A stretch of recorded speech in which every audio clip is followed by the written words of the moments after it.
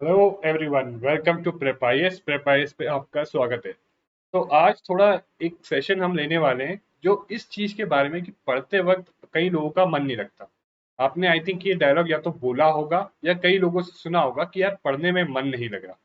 तो आज हम देखेंगे कि ये प्रॉब्लम आती क्यों है और इसका सलूशन क्या हो सकता है। देखो, कुछ भी हो, अगर आप बिना इंटरेस्ट के तैयारी कर रहे हो किसी भी एग्जाम की और यूपीएससी की स्पेशली, और अगर आप चीजें बस सिंपली बैठ गए हो पढ़ने, बस किताब खोल के उसको रीडिंग लगा रहे हो पर कुछ इंटरेस्ट नहीं है आपका अगर उसमें पढ़ने का, तो सबसे बड़ी प्रॉब्लम क्या आती है कि आपने उसमें बैठ के टाइम 2-3 घंटा बैठ तो गए पर कुछ समझ नहीं आएगा, and at it is as good as not studying anything. मतलब उसका मतलब ये होता है कि आप कुछ भी नहीं पढ़ रहे। तो ये प्रॉब्लम का सलूशन क्या है, आज हम ये देखेंगे। देखो, ऐसा कोई इसमें मैंने बहुत कोई ऐसी मैजिक ट्रिक नहीं बताई है, पर बहुत कॉमन सेंस की चीजें बताई। एंड अगेन, कई बार क्या होता है, कॉमन एक देयर इज अ सेइंग, एक सेइंग है कि common sense is very uncommon.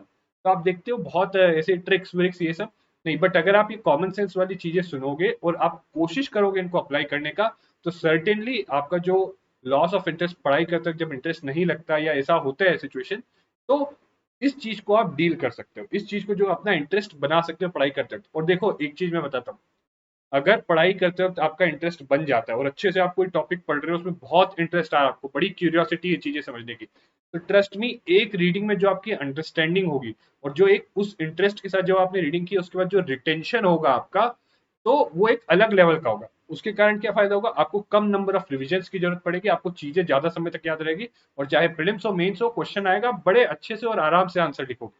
ठीक है। तो अल्टीमेटली क्या होगा, अगर इंटरेस्ट के साथ पढ़ोगे तो अल्टीमेटली देखो आपका चांसेस ऑफ सिलेक्शन ज्यादा है।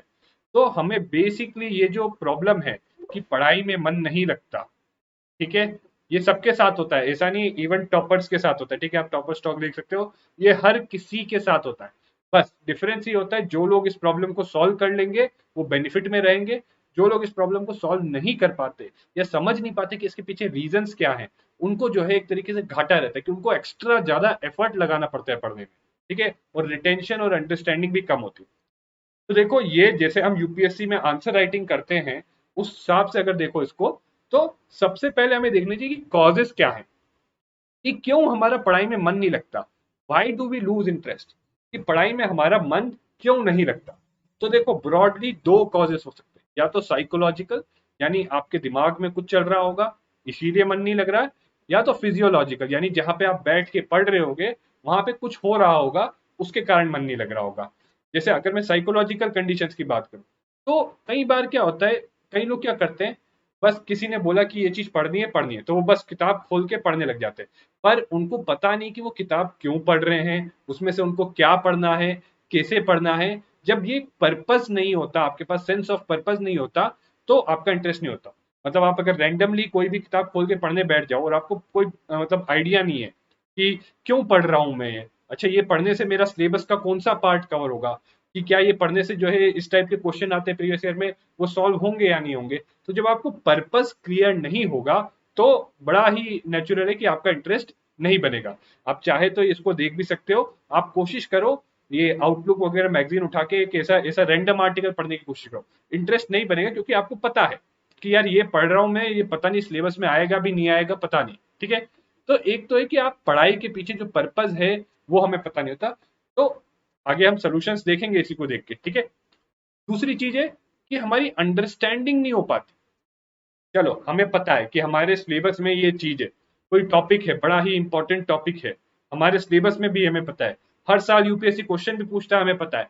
पर जब हम पढ़ रहे हैं उसे, तो वो बड़ा टफ है, बहुत ज्यादा टफ टॉपिक है। ठीक है। तो हमारी अंडरस्टैंडिंग नहीं बन पा रही उस टॉपिक के बारे में। तो जब आपने देखा होगा, जब भी ऐसा होता है कि कोई कॉम्प्लेक्स टॉपिक या कोई कॉम्प्लेक्स चीज आप पढ़ने लगते हो जिसकी अंडरस्टैंडिंग नहीं होती आपकी, तो ऑटोमेटिकली आपका इंटरेस्ट जो है लूज होने लगता है। ठीक है। अगला है लैक ऑफ मोटिवेशन या डीमोटिवेशन। अब देखो, मोटिवेशन आप बोलोगे यार कमी क्या है मोटिवेशन की, देखो ये बहुत नेचुरल है, यूपीएससी एस्पिरेंट्स हो या कोई भी एग्जाम के एस्पिरेंट्स हो, कई बार जो है मोटिवेशन नीचे चली जाती है, और नेचुरल है, जाएगी, हर किसी की जाती है। तो इस समय इस चीज को मैनेज करना है हमें। ठीक है। देखो, ऐसा नहीं आप बोल सकते कि आप पूरे थ्रू आउट 365 डेज, मतलब जो भी जितना 1 ईयर एंड 6 मंथ्स जो यूपीएससी का साइकिल होता है, ऑलमोस्ट 1.5 ईयर का साइकिल होता है, आप ये नहीं बोल सकते कि 1.5 ईयर हर दिन मेरी मोटिवेशन जो है हाई रहेगी, नहीं। ऐसा जरूर होगा जब मोटिवेशन आपकी लो चले जाएगी, या तो कुछ फैक्टर्स होंगे, कुछ टेंशन, स्ट्रेस, कुछ ऐसे फैक्टर्स होंगे उसके कारण मोटिवेशन लो हो सकती है, या और भी फैक्टर्स होंगे। ठीक है, डिस्ट्रैक्शंस, तो ऑब्वियसली आपका दिमाग जो है पढ़ाई की जगह कहीं और जा रहा है, कोई आपको मूवी देखनी है या कुछ वेब सीरीज देखनी है, कुछ ऐसी चीजें जो है कहीं और, जो आपका पढ़ाई में मन नहीं लग रहा, वो जो आपका दिमाग है वो कहीं और डिस्ट्रैक्ट हो रहा है। ठीक है, इसके अलावा एक और चीज मैं यहाँ पे ऐड करता हूँ, सबसे बड़ी, स्ट्रेस। तो देखो, जब आप जब हमेशा देखना, अभी जैसे जैसे प्रीलिम्स या कोई भी या आप अपना पहले भी देखना, कोई भी एग्जाम पास आता है तो स्ट्रेस बहुत ज्यादा बढ़ जाता है आपका। ठीक है, स्ट्रेस बहुत ज्यादा बढ़ जाएगा, या फिर जब आपको ऐसा होगा कि यार आप देखते हो कि यार सिलेबस इतना सारा है, कैसे पढ़ेंगे ये, और जब स्ट्रेस बढ़ जाता है आपका, या कुछ ऐसा हो रहा होता है आपके पर्सनल लाइफ में जिसके कारण आपका स्ट्रेस लेवल हाई है, और तब आप किताब खोल के पढ़ने की कोशिश करना, खुद ही आप देखोगे कि यार मन नहीं लग रहा आपका, अपने आप आपके दिमाग से जो है ये अपने आप मन में एक बात आएगी, यार पढ़ाई में मन नहीं लग रहा। ठीक है, मन करेगा कि इसको किताब को बंद करें, उड़ जाए। तो ये तो ऐसे साइकोलॉजिकल कंडीशन है, चीजें कुछ दिमाग में चल रही होती हैं। ठीक है, और ये देखो, ये मेजर चीज है, इसके अलावा और भी रीजन हो सकते हैं। ठीक है, तो ये तो कुछ साइकोलॉजिकल कंडीशन, कुछ होती है फिजियोलॉजिकल, मतलब जिस जगह पे आप बैठ के पढ़ रहे हैं उसको लेके। तो देखो, आपका प्लेस ऑफ स्टडी ऐसा हो सकता है कि प्रॉपर लाइटिंग ना हो, ऐसा हो सकता है कि आप प्रॉपर चेयर पे नहीं बैठे हो। देखो, फिजिकल हेल्थ यहाँ पे मैंने लिखा है, इसका मतलब क्या हुआ, मान लो कई लोगों को ये प्रॉब्लम होती है कि इसमें बहुत देर तक बैठ के पढ़ना पड़ता है, तो कई लोगों को क्या होता है, बैक में एक शुरू हो जाता है, लोअर बैक या अपर बैक में पीठ दर्द होना शुरू हो जाता है, ये हो जाता है, कुछ और जो है फिजिकल ऐसी प्रॉब्लम हो जाती है। तो ऑब्वियसली किसी को अगर फिजिकल पेन हो रहा है और उसको आप बोले ले किताब लेके बैठ के पढ़, तो उसका मन नहीं लगेगा। ओके, उतने कंसंट्रेशन, उतने इंटरेस्ट के साथ वो नहीं पढ़ पाएगा। इसके अलावा डिस्ट्रैक्शंस भी होती है कि जहां आप बैठ के पढ़ रहे हो, अगर वहां बहुत ज्यादा साउंड हो रहा है, नॉइज हो रहा है, बहुत सारे लोग आ रहे हैं जा रहे हैं, तो नेचुरली डिस्ट्रैक्शंस होगी। तो ये दो सेट ऑफ कंडीशंस होती है। आप भी अगर कभी आपका मान लो पढ़ने में मन ना लगे, तो आप देखना कि कौन सी कंडीशन के कारण है, फिजियोलॉजिकल कंडीशन है या साइकोलॉजिकल कंडीशन। अब देखो, ये तो प्रॉब्लम बता दी, तो कुछ सोल्यूशन भी होना चाहिए इसका। तो देखो, कुछ इंपॉर्टेंट चीजें मैं सजेस्ट कर रहा हूं, and again common sense based चीजें हैं, बट अगर ट्रस्ट मी, अगर आप इसको अप्लाई करोगे तो बहुत फायदा होगा आपको। ठीक है, आपको देखो, प्रॉब्लम देखो ऐसा है, ये कंडीशंस हर किसी के लिए अलग अलग हो सकती है। तो बट ये जो चीजें हैं ये मेजर चीजें हैं, नॉर्मली लोगों के साथ इन्हीं कारणों के कारण जो है उनका जो है, जब वो पढ़ने बैठते हैं तो या तो उनका कंसंट्रेशन नहीं बनता या इंटरेस्ट नहीं बनता। ठीक है, तो आप भी खुद एनालाइज करना कि मान लो ऐसा हो रहा है आपके साथ, अगर पढ़ाई में मन नहीं लग रहा, या मान लो आप 2 घंटा पढ़ पा रहे हो उसके बाद उससे ज्यादा सेटिंग नहीं हो पा रही, मन नहीं लग रहा, तो देखो कॉज को पकड़ो कि क्यों ऐसा हो रहा है, और फिर उसको सॉल्व कर। ठीक है, तो देखो, दो यहाँ पे मैं कुछ इंपॉर्टेंट सजेशंस दे रहा हूँ। आप चाहे तो आप कोशिश करना, जब भी आपका इंटरेस्ट ना बने बने, आप ट्राई करना इन सजेशंस को, एंड फिर खुद ही से आप देखना ट्राई करके। देखो, ऐसा नहीं है कि मैं बोल दे रहा हूँ कि बस हाँ ये कर लोगे तो हो जाएगा, मैं बोल रहा हूँ आप खुद इनको इम्प्लीमेंट करके ट्राई करना। हो सकता है इन सजेशंस के अलावा आपके पास भी कुछ और चीज हो जो ट्राई कर सकते हो, but at the end of the day हमारा गोल तो यही है कि आपका मन लगे पढ़ाई में। अगर आपका मन लगेगा पढ़ाई में तो आप ज्यादा अच्छे से पढ़ाई कर पाओगे। आप ज्यादा अच्छे से पढ़ाई करोगे तो आपको जो है चीजें की अंडरस्टैंडिंग ज्यादा बेटर होगी, और चीजों का रिटेंशन भी ज्यादा होगा। और अगर ज्यादा समय तक आप चीजें अंडरस्टैंड कर सकते हो, याद कर सकते हो, तो ऑटोमेटिकली जब एग्जाम में क्वेश्चन आएगा तो आप उस क्वेश्चन को आंसर भी कर सकते हो, और आपके सिलेक्शन के चांसेस बढ़ जाते हैं। तो हमारा तो पर्पज ये है। अब देखो, कुछ सजेशन जो मैं दे रहा हूं आपको, देखो कुछ भी पढ़ने बैठो, कुछ भी पढ़ने बैठो, मान लो आप आज पॉलिटी पढ़ने बैठ रहे हो, तो क्लैरिटी रखो माइंड में कि क्या पढ़ रहे हो, क्यों पढ़ रहे हो। एक प्लान रखो, अपने पास एक प्लान बनाए रखो कि यार आज मैं ये पढ़ रहा हूं तो ये मेरे पार्ट ऑफ ब्रॉडर प्लान है, जो मैंने प्लान बनाया है कि अगले 10 15 20 30 दिन में मेरे को ये सब्जेक्ट कवर करना है, इसीलिए आज मैं ये पढ़ रहा हूँ। और ये सब्जेक्ट में भी मेरे को क्या चीजें पढ़नी है वो भी देखना। वो कहाँ से देखोगे, syllabus, syllabus plus previous year question. अब आपको बड़ी ही वैसी चीज लग रही होगी, पर ट्रस्ट मी, कुछ चीज पढ़ने से पहले अगर आप सिलेबस और प्रीवियस ईयर क्वेश्चन पढ़ के उसको पढ़ोगे ना, ऑटोमेटिकली आपके, जब आप सिलेबस और प्रीवियस ईयर क्वेश्चन देखोगे, और प्रीवियस ईयर क्वेश्चन देखा आपने, अब आपको या तो जरा सा हिंट लगा, या ऐसा है कि मतलब आपको लगा कि क्या क्या इसका आंसर होगा, आपके दिमाग में नेचुरली क्वेश्चन देखोगे तो क्यूरियोसिटी हमेशा, कोई भी क्वेश्चन आप देखो, क्यूरियोसिटी नेचुरली आ जाएगी कि यार इसका आंसर क्या होगा। तो जब आपके दिमाग में ये क्यूरियोसिटी ऑलरेडी है किसी चीज को पढ़ने से पहले कि मुझे इस एक चीज का आंसर ढूंढना है, तो आप बड़े इंटरेस्ट से वो चीज पढ़ोगे, क्योंकि आपको एक पर्पस क्लियर है माइंड में कि मैं ये पढ़ रहा हूं तो मैं कुछ चीज देख के ढूंढने के लिए पढ़ रहा हूँ ये, ठीक है। तो इसीलिए कुछ भी चीज आप पढ़ो उससे पहले सिलेबस और प्रीवियस ईयर क्वेश्चन देखो। दूसरी चीज ये है कि जब आप मान लो कुछ भी पढ़ रहे हो तो हमेशा अपने आप से ही क्वेश्चंस पूछो। मान लो आप कोई एडिटोरियल पढ़ रहे हो, मान लो अफगानिस्तान में जो करंट सिचुएशन है उस पर किसी ने एडिटोरियल लिखा कि ये जो है अफगानिस्तान में सिचुएशन है इसके कारण इंडिया पे बहुत एडवर्स इंपैक्ट होगा। तो बड़ी नेचुरली क्वेश्चन पूछो कि क्या सिचुएशन है, व्हाट इज द सिचुएशन, और इसको आंसर करने की कोशिश करो कि अफगानिस्तान में अभी सिचुएशन क्या है, कि तालिबान ने कंप्लीट टेक ओवर कर लिया है। तो अब देखो नेचुरल उसमें एडिटोरियल में लिखा होगा कि इससे इंडिया पे एडवर्स इंपैक्ट पड़ेगा। तो ऑब्वियसली आप नेचुरल पूछो कि यार ऐसा क्या, आपके दिमाग में क्वेश्चन आ चाहिए कि अगर राइटर कह रहा है कि इंडिया पे एडवर्स इंपैक्ट पड़ेगा तो आपके दिमाग में क्वेश्चन आ चाहिए यार ऐसा क्यों बोल रहा है writer, why the writer is saying कि इंडिया पे क्या है उसके आर्ग्यूमेंट्स हैं, व्हाट आर हिज आर्ग्यूमेंट्स। तो जब आप ऐसे अपने आप को क्वेश्चनिंग करोगे तो ऑटोमेटिकली आपका इंटरेस्ट बनेगा। फिर आप सोचोगे कि यार ये बोल रहा है कि क्या ये वैलिड है, कितने हद तक वैलिड है ये।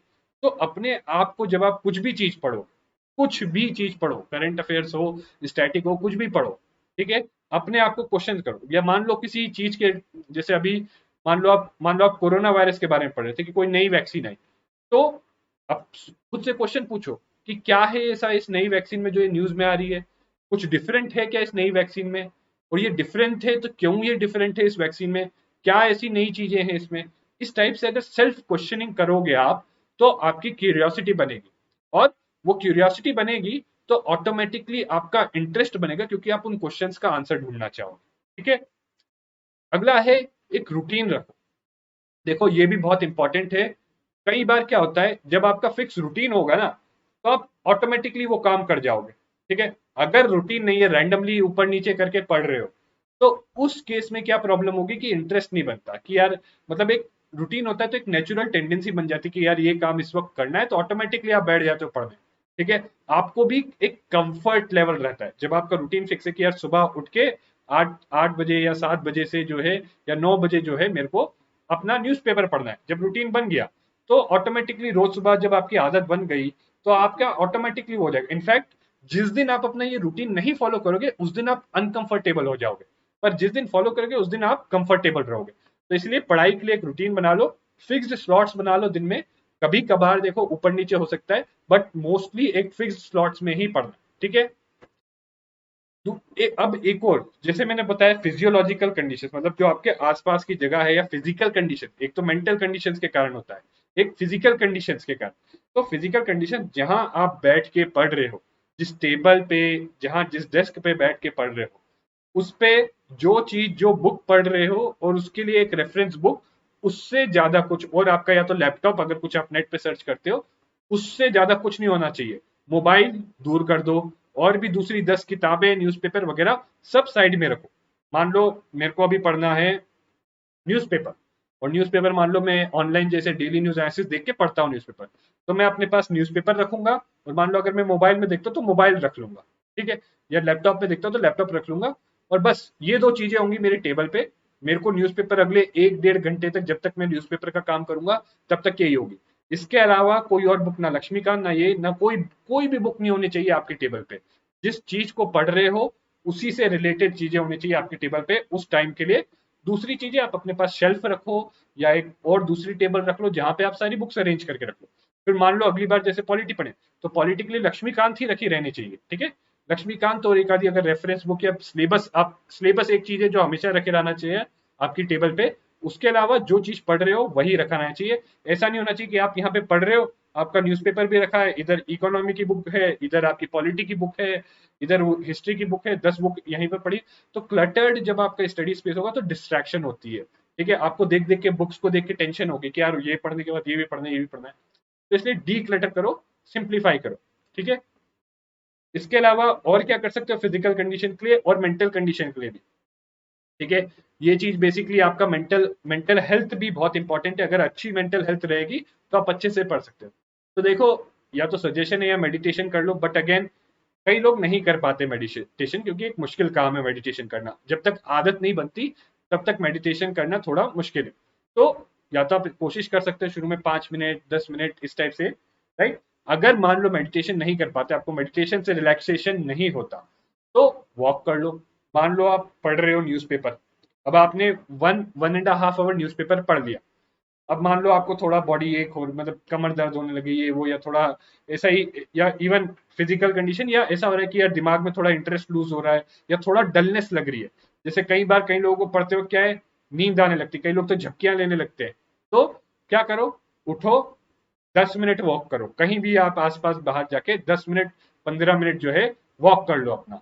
ठीक है, तो उससे क्या होगा कि माइंड, एक जो आपका एक वो हो गया था, डलनेस आ गई थी, वो हट जाएगी। ठीक है, इसके अलावा एक कुछ रेगुलर 30 मिनट्स टू 45 मिनट्स जो है, या तो वॉक ही कर सकते हो, या कुछ और अपना फिजिकल एक्टिविटी, कुछ भी, चाहे योगा हो गया, कोई जिम करना चाहता है, कोई एक्सरसाइज वगैरह करना चाहता है, राइट, कोई रनिंग करना चाहता है, कोई भी फिजिकल एक्टिविटी अडॉप्ट कर लो।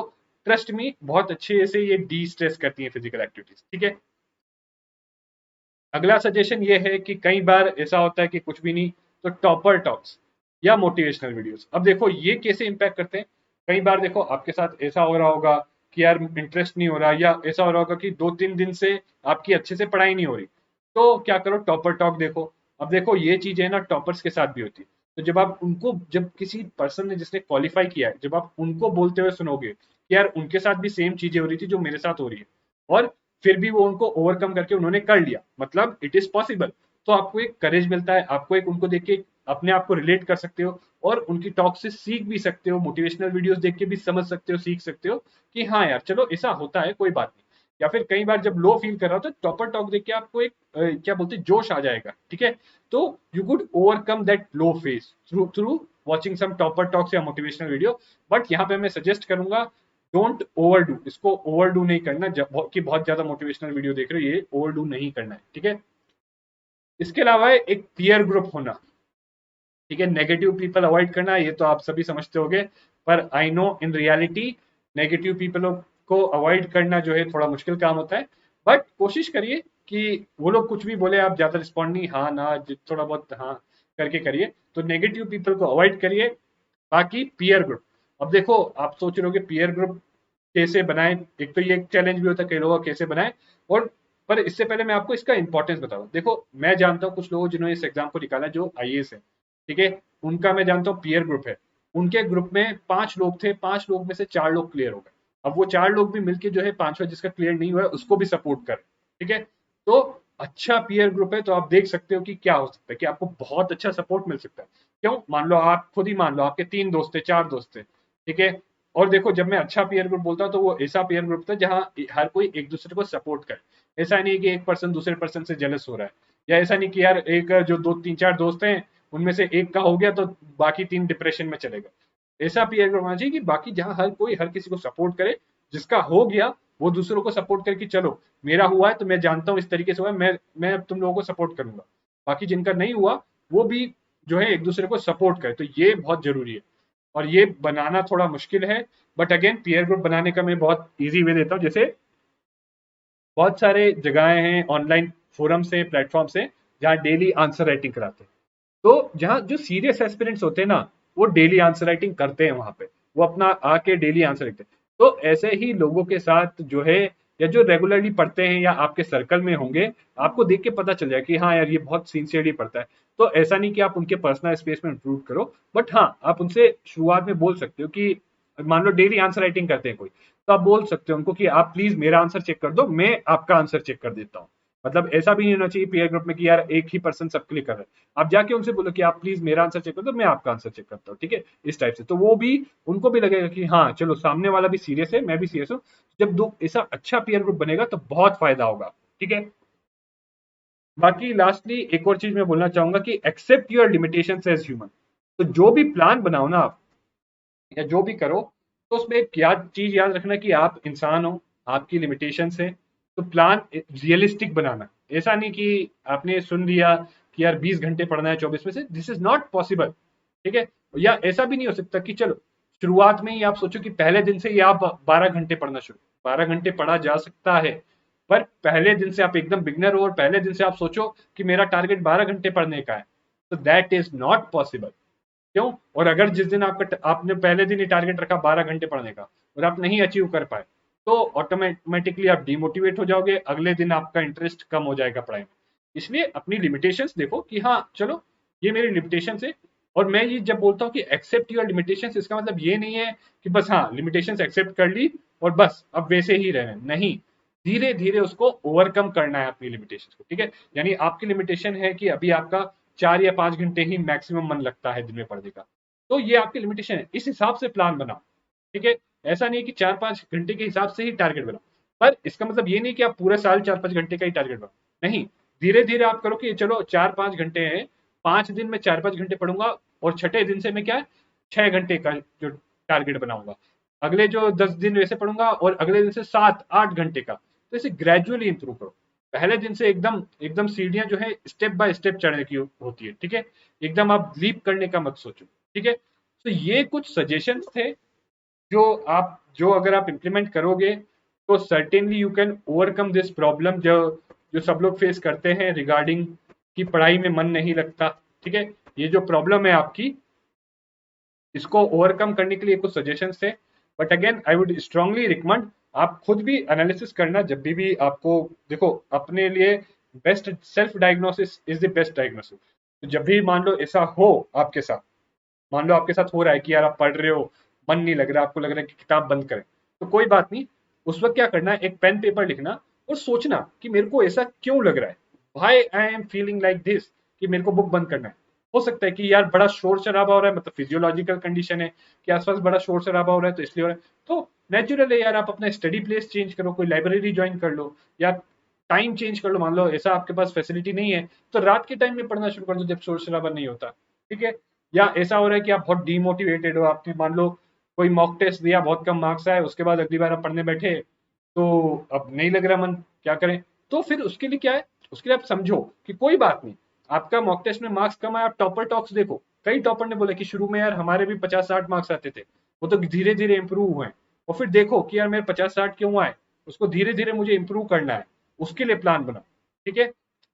तो दिस वाज सम सजेशन। देखो कभी कभी this kind of prep talk या this kind of motivation talk भी जरूरी होती है, क्योंकि यूपीएससी की जर्नी 1.5 ईयर की है। सीधा हम बस कंटेंट पढ़ाते रहे पढ़ाते रहे पढ़ाते रहे पढ़ाते रहे, वी नो इट। क्योंकि हमारे सारे एडुकेटर्स, हमारी पूरी टीम जो है, हम जानते हैं कि जो ये जर्नी है इसमें लो फेज आते हैं, हाई फेज आते हैं। तो वी नो इट कि कभी कभी लो फेज आएगा। तो जो देखो प्रॉब्लम लो फेज नहीं है, प्रॉब्लम है कि उससे हम डील नहीं कर पाते। तो इसीलिए कि कैसे हम लो फेज से अच्छे से डील करें, उसी के लिए यहाँ पे कुछ सजेशन दिए गए कि कैसे हम इंश्योर करें कि हमारा कोई भी फेज हो, हम जो है अपना इंटरेस्ट स्टडी में बनाए रखें, उसके लिए कुछ सजेशन। तो I hope this was useful for you. Thank you very much and see you again next time.